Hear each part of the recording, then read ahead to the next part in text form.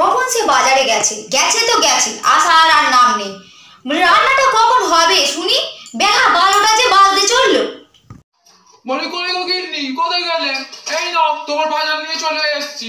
সকাল থেকে যেন আমাকে পাগল করে দিচ্ছে, বাজার বাজার বাজার। এ নাও এসেছি, এনেছি, দেখো সব ঠিকঠাক এনেছি, আবার দেখে নাও। হ্যাঁ বসুনি একটু পরে যে এই এনেছো আর ওই আনুনি, দেখো এই এনে দিয়েছি, আর এটা এটা সেটার কথা বলবে না। বাজারে পুরো আগুছো, যা এনেছি ওই দিয়েই রান্না করতে হবে, এরপরে আর বেশি কথা বলবে না। আমি ওই রকম একটু বলি, রান্নাটা করে তো আর আমি একা খাইনি, তোমাকেও তো দিই। তা তোমার মনে হয় না বাজারে যা বলেছে সেইগুলো ছাড়াও আরো একটু এটা সেটা জিনিস এলে, দুটো নতুন জিনিস এলে নেওয়ার ইচ্ছা হয়নি? সব কি রান্না করে আমি একাই খাই? তুমি কিছু আর খাওনি, তুমি শুধু খাবার দেখো। বসে বসে অনেক কথাই বলা যায়, একটু মনে নেই, যা বলেছি তাই ভুলে যাচ্ছে, আর অন্য কিছু তো বাদই দাও। রোজ রোজ বাজার নিয়ে তোমার ওই প্যাচর প্যাচর আমার মোটে ভালো লাগেনি।